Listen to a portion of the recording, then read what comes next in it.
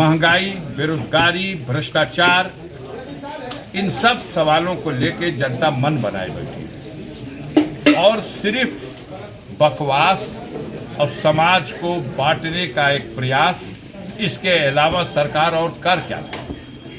अपनी विफलताओं को भी अपनी उपलब्धि बताती है। ये इस सरकार के, हालांकि जनता सब कुछ समझ रही है। अब डर के मारे कोई कैमरे पे खुले ना, लेकिन हकीकत तो अभी 4 जून को सामने आया, जहां पूछा जाता था, आप पूछते थे कि साहब आप लोग 400 पार का नारा कैसे दे रहे हैं, तो हमारे सरकार के मुखिया कहते थे 80 तो उत्तर प्रदेश से हम ही दे रहे हैं। अरे भाई एक आध तो छोड़ दीजिए, माननीय अखिलेश जी भी चुनाव लड़ने जा रहे हैं, कम से कम उनकी सीट को तो मान लीजिए। ना ना, उनकी भी सीट नहीं। अरे तो नेताजी की सीट है मैनपुरी वाली, माननीय डिम्पल यादव की सीट तो मान लीजिए ना, उनको नहीं, लाखों से हराएंगे, पूरी 80 में 80। और जनता ने औकात नाप दिया, बेईमानी 4 सीटों पर भी, उसके बाद भी 33 सीट में सिमट गए और समाजवादियों को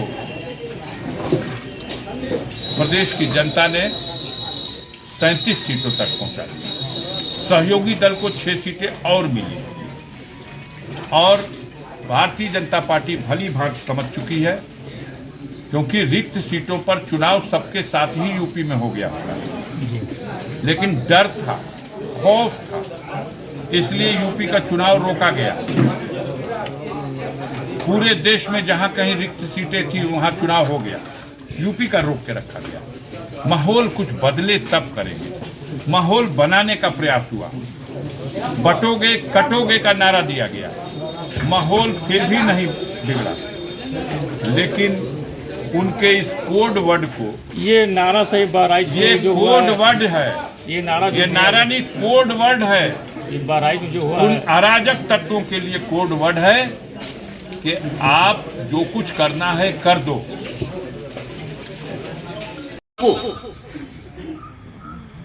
नामी ग्रामीण कारखानों में नोएडा का जो भर्ती कराने का काम किया जाएगा और उन्हें मिनिमम वेजेस मिलेगा जो सरकार निर्धारित की गई है, कारखानेदार देगा।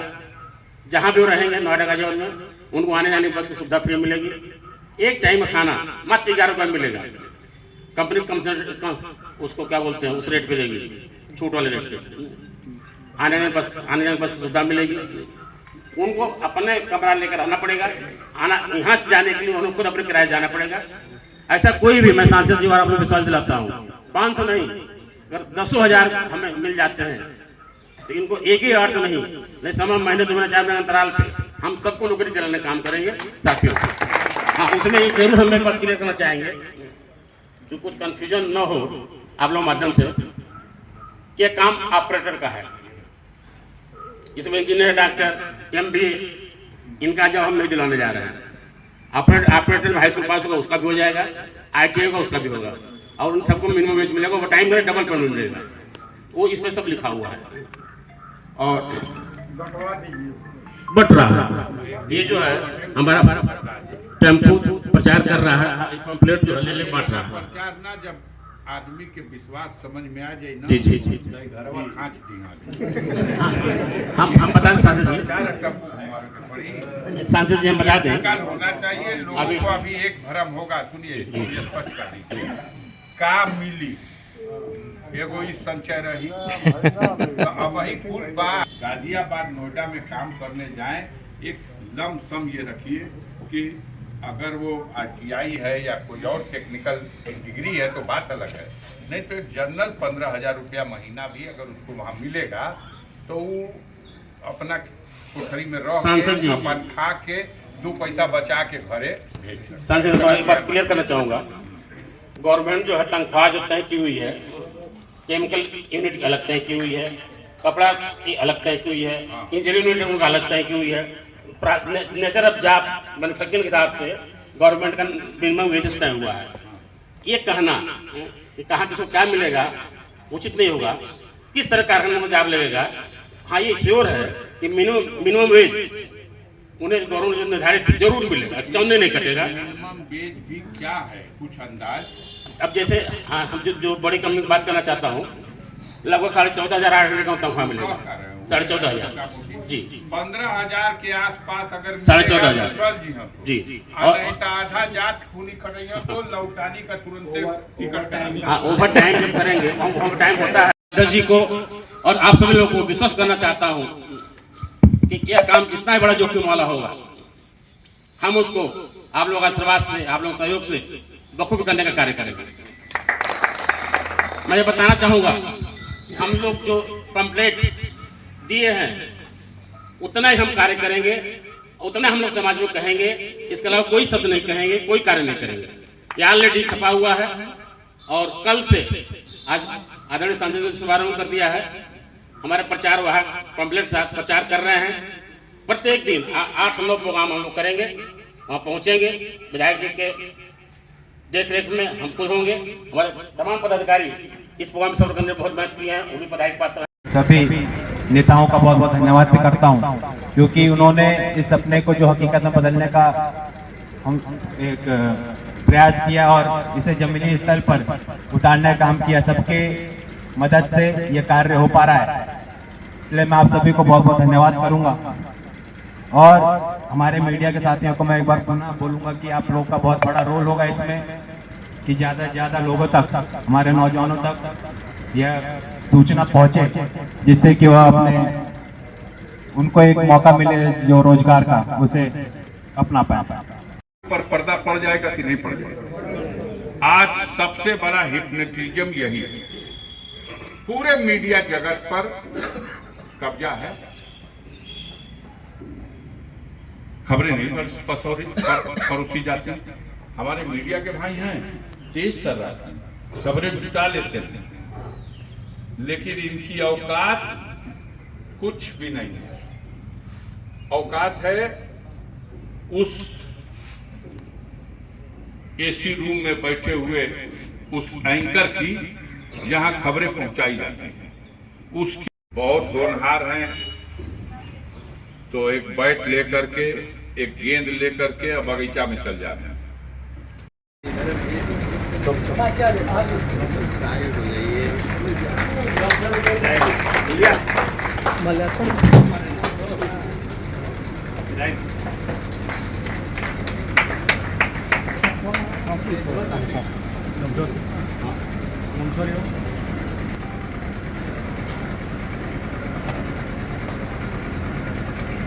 एक साफा देकर और एक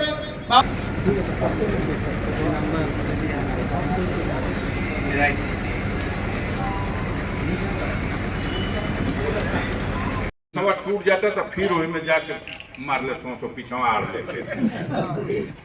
ऐसा बुरा दृश्य है, क्योंकि निराश है हमारा नौजवान, उदास है हमारा नौजवान, अपने भविष्य के प्रति चिंतित है और समस्या का समाधान होगा वो ये आशा छोड़ चुका है। ठगा गया है, कई बार ठगा गया है।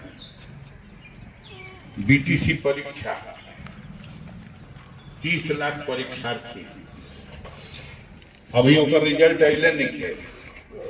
आज बोले अगला बीटीसी परीक्षा खातिर फिर निकल गई, फिर 35 लाख परीक्षा देव खातिर आदमी तैयार नहीं। 3 बार का तो यही हो रहा कि नहीं हो रहा। तो निराश और उदास वो नौजवान भटक गया है, उसका कसूर नहीं है। हमने देश में ऐसी व्यवस्था नहीं की। ये भी सही है कि पहले भी नौकरियां कम थी, लेकिन यह भी सही है कि पहले इसके अनुसार, आज के अनुसार संसाधन भी बहुत कम थे। आज संसाधन है।